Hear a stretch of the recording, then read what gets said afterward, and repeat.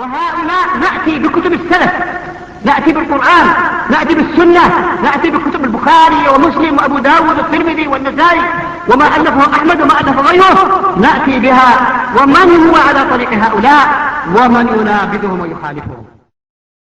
Then our noble Sheikh Ubaid bin Abdullah al-Jabiri, Hafidhahullah Ta'ala, after speaking to him and conveying to him, and likewise him conveying to us that which he knows about these affairs, then he mentioned that it is from wisdom and from correct behavior that the Salafis and those who ascribe themselves to the madhab of the Salaf, that they are the foremost in clarifying these affairs to the people.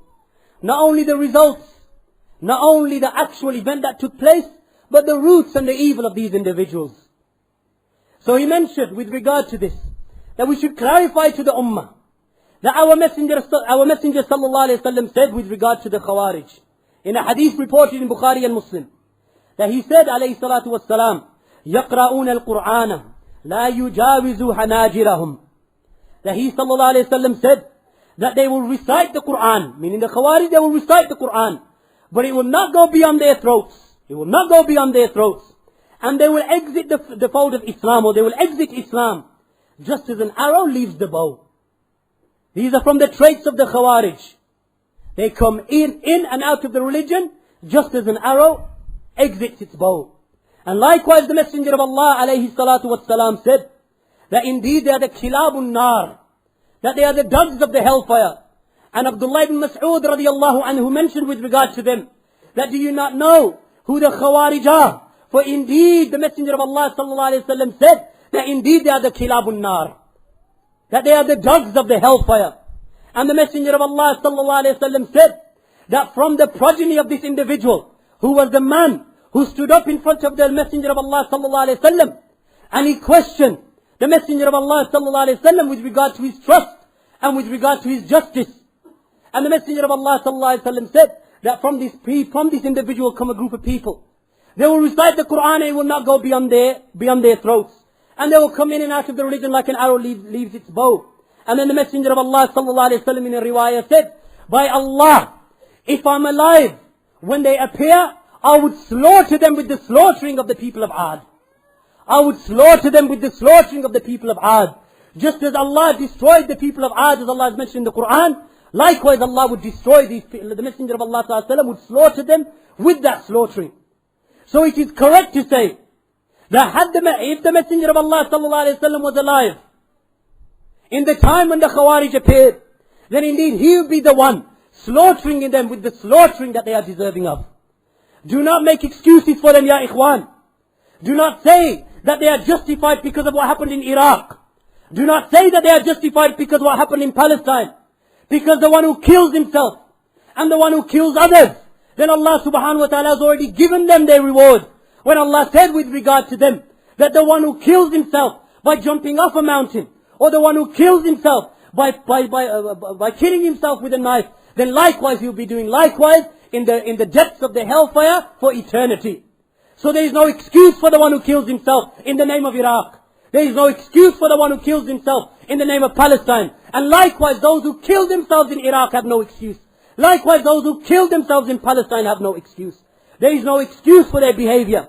As the great scholar Shaykh al-Fawzan Hafidhahullah Ta'ala mentioned, when he mentioned a qissa with regard to a person who killed himself in the time of the Messenger of Allah sallallahu alaihi wasallam, the story that occurred in the time of the Messenger of Allah, when a man appeared and he was fighting alongside the Muslims, and as Shaykh al-Fawzan mentioned, he showed bravery upon the battlefield, and he went out into the depths of the enemy lines in the full raging war between the Muslims and the disbelievers, and he went in killing the disbelievers and going in there and showing great bravery. So then some of the companions, they started praising him and speaking good of him.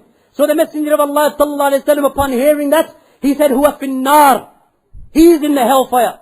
So the companions were amazed and surprised. How can the one who goes forward in the thick of the battle, killing the enemy, how can he be in the hellfire? So one of the companions, he paid attention to this individual, and he saw that as he went into the battle against the enemy, and then he returned back from the enemy, that his body became lacerated from the swords of the enemy. And he became wounded in the thickness of the battle, in the thick of the battle. And then, when the pain became so severe for him, he took his sword and he fell upon his own sword, the sword being pushed into his own abdomen. And he killed himself. So then what did his companion say? He said, Sadaqa Rasul.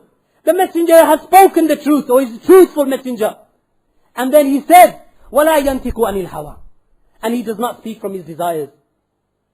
And Shaykh Al-Fawzan mentions why? Because this man had no patience. He was in the thick of the battle. He didn't have any patience. And he despaired in Allah subhanahu wa ta'ala, in the mercy of Allah subhanahu wa ta'ala. So this is what these people do. They despair. So when they despair, they kill themselves. And what's their argument? That if we kill, we have no other weapon to fight them with, so we fight them with our own selves. This is despair in the mercy of Allah. This is despairing in the mercy of Allah. And they are to be fought. And they are to be continually be fought, these individuals. And so how, as Shaykh Abdul Muhsin has mentioned, how can this slaughtering and this killing be considered as jihad? How can it be considered as jihad? You kill yourself, you kill others, you kill women, you kill children, you make no distinction, you are indiscriminate, and then you say that this is jihad? This isn't jihad. True jihad, ya ikhwan, as Shaykh Al-Fawzan has mentioned, is to make the kalima la ilaha illallah uppermost. This is true jihad. And Allah subhanahu wa ta'ala has forbidden us from killing ourselves. وَلَا تَقْتُلُوا أَنفُسَكُمْ إِنَّ اللَّهَ كَانَ بِكُمْ رَحِيمًا. And do not kill yourselves, for indeed Allah has been with you merciful. Allah is with you merciful. So why kill yourselves? If Allah is merciful upon you, and He's shown you mercy, then have mercy upon yourselves. Have mercy upon the people. As Shaykh Ubaid said in the telephone conversation that we had with him, he said, show the people the Islam, the true Islam, not the batil that these renegades are carrying. The true Islam is a religion of mercy, calling the people to the worship of Allah, away from the worship of everything besides Allah. This is the true worship. This is the true mercy.